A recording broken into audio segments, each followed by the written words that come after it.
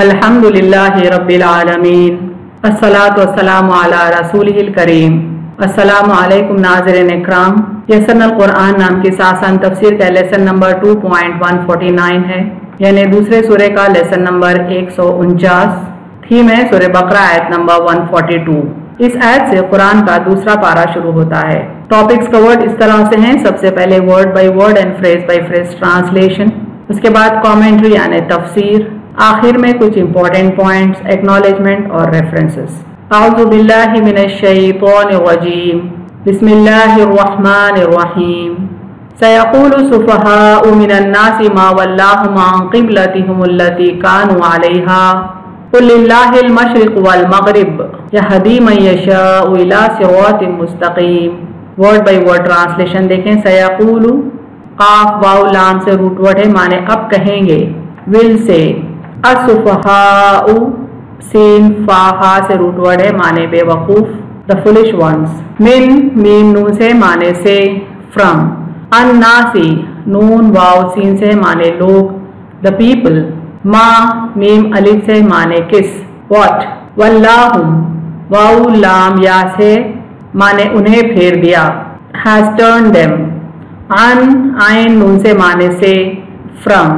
قبلتہم قاف با لام سے معنی ان کا قبلہ، their direction of prayer۔ التی الف لام لام تایا سے معنی وہ جس، which۔ کانو کاف واو نون سے معنی وہ تھے، they used to۔ علیہا عین لام یا سے ہے معنی اس پر، on it۔ قل قاف واو لام سے معنی کہدیں سے، للہ الف لام ہا سے معنی اللہ کے لیے، for اللہ۔ المشرق شین روا قاف سے معنی مشرق، the east۔ والمغرب غین روا با سے روٹ ورڈ ہے، معنی اور مغرب، and the west۔ یہدی ہا دال یا سے معنی وہ ہدایت دیتا ہے، he guides۔ من میم نون سے معنی جس کو، whom۔ یشاء شین حمزہ یا سے ہے معنی وہ چاہتا ہے، he wills۔ الی الف لام یا سے معنی طرف، to۔ صراط صاد را تو سے معنی راستہ، اپات۔ مستقیم قاف واو میم سے معنی سیدھا، straight. Phrase by phrase translation Urdu میں دیکھیں۔ سیقول السفہاء اب بے وقوف کہیں گے، من الناس لوگوں میں سے، ما ولاہم کس چیز نے انہیں پھیر دیا، عن قبلتہم ان کے قبلے سے، التی کانوا علیہا وہ جس پر تھے، قل للہ آپ کہہ دیں اللہ کے لیے ہے، المشرق والمغرب مشرق اور مغرب، یہدی من یشاء وہ ہدایت دیتا ہے جس کو چاہتا ہے، الی صراط مستقیم سیدھے راستے کی طرف۔ کمپلیٹ ٹرانسلیشن دیکھیں۔ اب لوگوں میں سے بیوقوف کہیں گے کہ کس چیز نے انہیں یعنی مسلمانوں کو ان کے قبلے سے پھیر دیا جس پر وہ تھے۔ آپ کہہ دیں اللہ کے لیے ہے مشرق اور مغرب، وہ ہدایت دیتا ہے جس کو چاہتا ہے سیدھے راستے کی طرف۔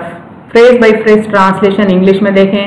سیقول السفہاء the foolish ones will say، من الناس among the people، ما ولاہم what has turned them، عن قبلتہم away from their direction of prayer، التی Khanwa علیہا on which they used to be۔ قل للہ say for Allah، المشرق والمغرب is the east and the west، یہدی من یشاء he guides whom he wills، الی صراط مستقیم to a straight path۔ Complete translation دیکھیں۔ The foolish ones among the people will say، what has turned them away from their direction of prayer on which they used to be، say for Allah is the east and the west، he guides whom he wills to a straight path۔ تشریح کلمات دیکھیں۔ السفہاء لفظ صفیحہ کی جمع ہے، یعنی singular صفیحہ ہے اور پلورل صفہاء ہے، معنی ہے ہلکے اونچے لوگ، احمق کم عقل اور بیوقوف لوگ، یعنی جو ایڈیوٹک ہوتے ہیں، جن کی انڈرسٹینڈنگ لیول کم ہوتی ہے، ویسے لوگوں کو صفہاء کہا جاتا ہے۔ قبلہ کے معنی ہے وہ مکان جس کی طرف رخ کر کے نماز پڑھی جاتی ہے۔ یہ لفظ اصل میں بالمقابل یا سامنے واقع ہونے کی صورت میں استعمال ہوتا ہے، یعنی اپوزٹ میں جو چیز ہوتی ہے اس کو دراصل قبلہ کہتے ہیں، لیکن شریعت میں لفظ قبلہ ایسا مکان جس کی طرف رخ کر کے نماز پڑھنے کا حکم ہوتا ہے۔ اب دیکھتے ہیں تفسیر آیت۔ قبلے کی مرکزیت کا مطلب یہ نہیں کہ خدا کسی خاص سمت میں موجود ہے، یعنی چونکہ اللہ تعالیٰ نے دنیا کے تمام مسلمانوں کے لیے وقت واحد میں ایک قبلہ مقرر کرتا ہے، اس کی وجہ یہ ہے کہ سارے دنیا کے مسلمان ایک سینٹرل پوائنٹ سے کنیکٹڈ ہوں، ان کے سارے دینی ایکٹیویٹیز سینٹرلائزڈ ہوں۔ کسی قبلے کو مقرر کرنا یہ معنی نہیں رکھتا کہ خدا کسی خاص سمت میں موجود ہے، بلکہ مقصد یہ ہے کہ مسلمانوں کی ہر عبادت، ہر کام میں تنظیم، جماعت مسلمین اور ان کا اجماع ملحوظ رہے، یعنی مسلمانوں میں ڈسپلن رہے، ان کی ہر عبادت ڈسپلن کے حساب سے مقرر کی گئی ہے، نمازوں کا وقت مقرر ہے، روزوں کے دن اور اوقات مقرر ہیں، اس طرح سے حج کے مناسک اور حج کے دن بھی مقرر ہیں۔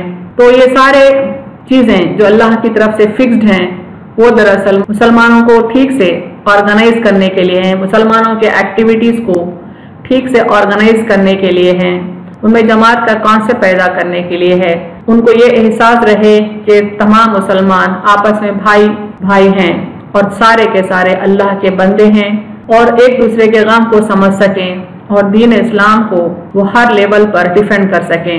تمام لوگوں کی توجہ کو خواہ مشرقی ہوں یا مغربی، جنوبی ہوں یا شمالی ہوں، ایک مرکز پر جمع کرنا مقصود ہے، یعنی سارے دنیا کے مسلمانوں کے کنسنٹریشن کو، ان کے اٹینشن کو ایک پوائنٹ پر فوکس کرنا قبلے کو مقرر کرنے کا مقصد ہے۔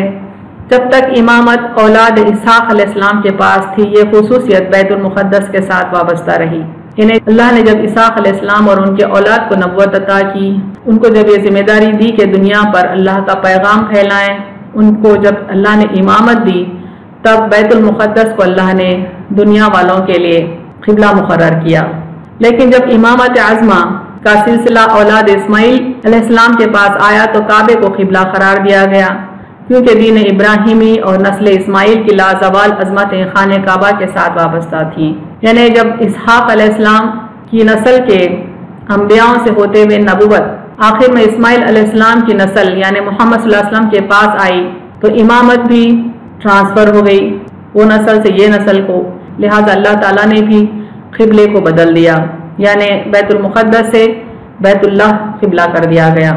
اور بیت اللہ یعنی کعبے کی کیا عظمت ہے، کیا اہمیت ہے، اس کا ذکر تو کئی مرتبہ قرآن میں اور احادیث میں آیا ہے۔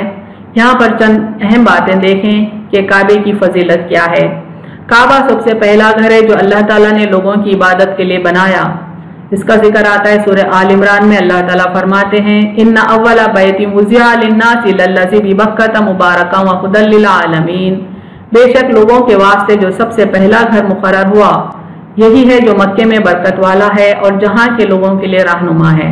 اس آیت سے پتہ چلتا ہے کہ بیت المقدس کو قبلہ بنانے سے بھی بہت پہلے آدم علیہ السلام کے دور میں ہی کعبہ تعمیر کیا گیا اور ساری دنیا کا وہ رہنما بنایا گیا، یعنی آدم علیہ السلام کے دور سے اول قبلہ کعبہ ہی تھا، اور اول دور سے ہی کعبے کے پاس ساری دنیا کے مسلمانوں کو حج کرنے کی تلقین کی گئی، یعنی ساری دنیا کے مسلمان اول دن سے کعبے کو ہی حج کے لیے آیا کرتے تھے، جہاں مقام ابراہیم علیہ السلام اور خانہ اسماعیل ہے اور جو انقلاب انبیاء کا مرکز و محور ہے۔ یعنی کعبہ بہت ساری نشانیاں رکھتا ہے ابراہیم علیہ السلام کے دور سے، یہاں تک کہ اسماعیل علیہ السلام کا گھرانہ بھی وہیں تھا اور انبیاء کے انقلاب کا مرکز بھی کعبہ ہی رہا۔ اس آیت کو دیکھیں، فیہ آیات بینات مقام ابراہیم ومن دخلہ کان آمنا، اس میں ظاہر نشانیاں ہیں، مقام ابراہیم ہے اور جو اس میں داخل ہو جائے وہ امن والا ہو جاتا ہے۔ مزید اللہ تعالیٰ فرماتے ہیں جعل اللہ الکعبۃ البیت الحرام قیاما للناس، اللہ نے محترم گھر کعبے کو لوگوں کے قیام کا ذریعہ بنایا، یعنی کعبے کو اول دن سے صرف قبلہ ہی نہیں بنایا بلکہ ساری دنیا کے لیے یہ ایک مرکز بنایا تاکہ لوگ دور دور سے حج کے لیے آئیں اور وہاں قیام کریں۔ اللہ نے بیت اللہ کا حج فرض کیا ہے، کسی اور مسجد کا نہیں، یعنی بیت المقدس کو اللہ نے کچھ وقت کے لیے قبلہ ضرور مقرر کیا لیکن حج کے لیے صرف اور صرف کعبہ ہی ہمیشہ مرکز رہا۔ اس آیت پر توجہ دیں، وَلِلَّهِ عَلَى النَّاسِ حِجُّ الْبَيْتِ مَنِ اسْتَطَاعَ إِلَيْهِ سَبِيلًا، اور لوگوں پر اس گھر کا حج کرنا اللہ کا حق ہے جو شخص اس تک پہنچنے کی طاقت رکھتا ہو، یعنی حج کے لیے کعبے کو جانا ہی ضروری ہے نہ کہ بیت المقدس کو۔ ان وجوہات کی بنا پر ہجرت کے 17 یا 19 ماہ بعد بیت المقدس کی جگہ کعبے کو قبلہ قرار دینے کا حکم ہوا، اور ساتھ اس تبدیلی پر یہودیوں کے اعتراض کا جواب بھی دیا گیا۔ چونکہ جب تک بیت المقدس کو قبلہ بنا کر آپ صلی اللہ علیہ وسلم نماز پڑھتے تھے، یہود اور نصارہ خوش تھے، لیکن جیسے ہی بیت اللہ قبلہ ہوا، یہودی اعتراض کرنے لگے۔ تو اللہ تعالیٰ فرماتے ہیں کہ جس خالق نے بیت المقدس کو قبلہ بنایا تھا، اسی نے کعبے کو قبلہ بنایا ہے۔ اللہ تعالیٰ مشرق و مغرب غرض ہر سمت کا حقیقی مالک ہے، یعنی اللہ تو ہر سمت ہے۔ آزمانا یہ چاہتا ہے کہ کون بندہ اس کے حکم کے تابع عمل کرتا ہے۔ اللہ جس رخ پہ چاہے، ہم کو چاہیے کہ ہم اس رخ پر اپنا رخ کر لیں، اس ڈائریکشن میں موو ہو جائیں۔ وَلِلَّهِ الْمَشْرِقُ وَالْمَغْرِبُ فَأَيْنَمَا تُوَلُّوا فَثَمَّ وَجْهُ اللَّهِ إِنَّ اللَّهَ وَاسِعٌ عَلِيمٌ، اور مشرق اور مغرب اللہ ہی کا ہے، سو تم جدھر بھی رخ کرو ادھر ہی اللہ کا رخ ہے، بے شک اللہ وسعت والا جاننے والا ہے۔ یعنی اللہ تعالیٰ اتنا وسیع ہے اور اتنا علیم ہے، اور اس کی موجودگی ہر سمت ہر سو ہے، چاہے مشرق ہو، مغرب ہو، شمال ہو، جنوب ہو، تم جہاں رخ کرو اللہ موجود ہے۔ تحویل قبلہ ایک واضح اشارہ تھا کہ بنی اسرائیل کو دنیا کی امامت و رہبری سے معزول اور آل اسماعیل کو اس مقام پر فائز کیا جا رہا ہے، اس لیے یہودیوں کا اعتراض قرین قیاس تھا۔ یعنی تحویل قبلہ، قبلے کا جو چینج ہے، وہ یہ بات کی طرف اشارہ کرتا ہے کہ بنی اسرائیل کو جو امامت دی گئی تھی، ان میں جو پیغمبری تھی اور پیغمبران اسلام جو ساری دنیا کو اللہ کی طرف بلاتے تھے، دراصل وہ پیغمبری، وہ امامت، وہ رہبری ان سے ایک وقت کے بعد معزول کر کے اللہ تعالیٰ نے اسماعیل علیہ السلام کی اولاد کو دی، یعنی محمد صلی اللہ علیہ وسلم کو دی، اور آپ صلی اللہ علیہ وسلم کو اس مقام پر فائز کیا، یعنی امامت کے مقام پر فائز کیا۔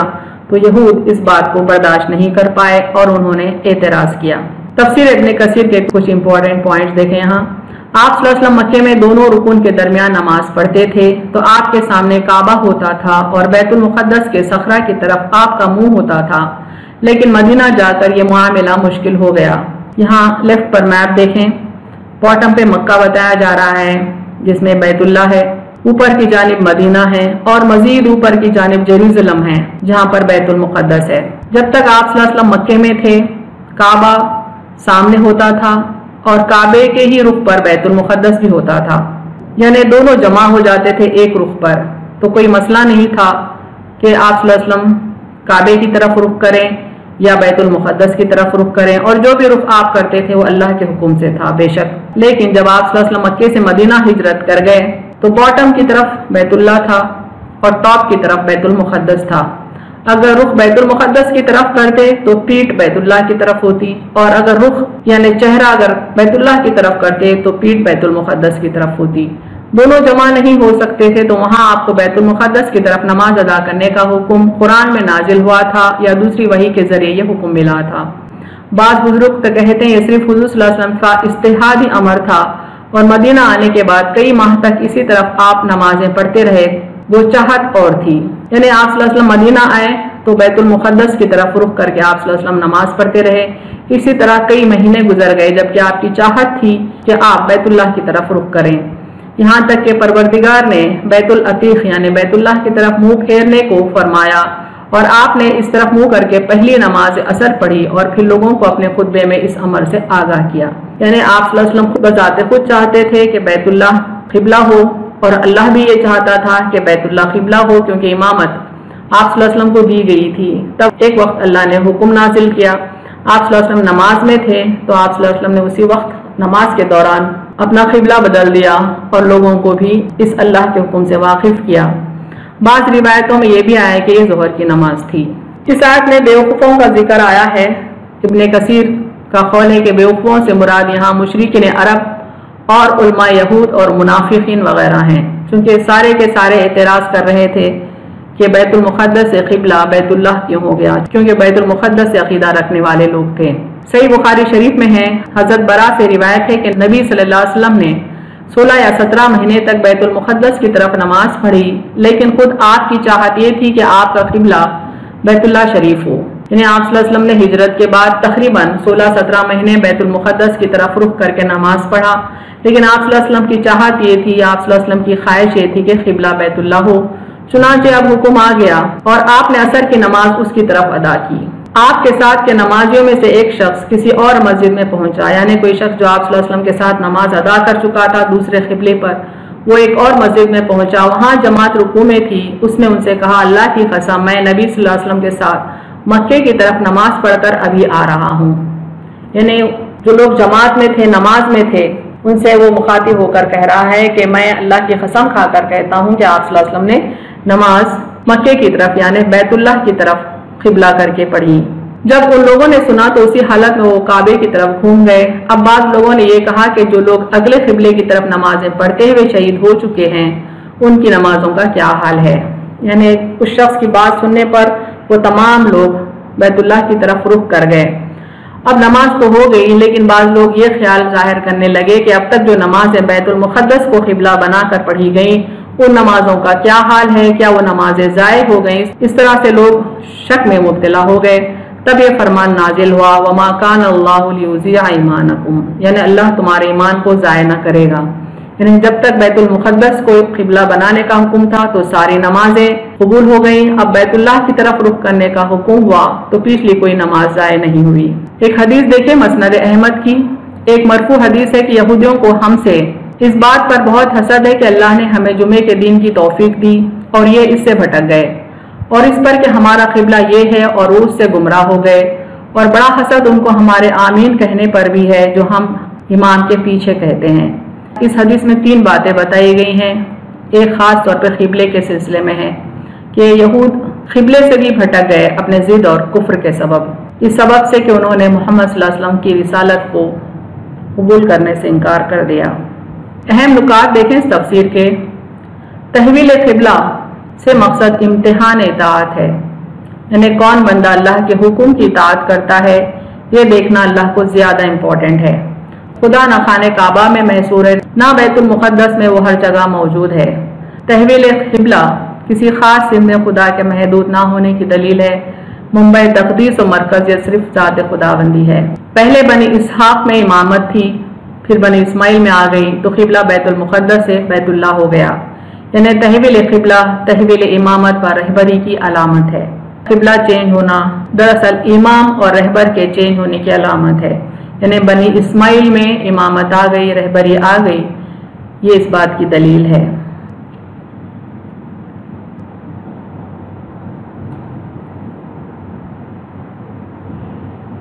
وآخر دعوانا ان الحمد للہ رب العالمین۔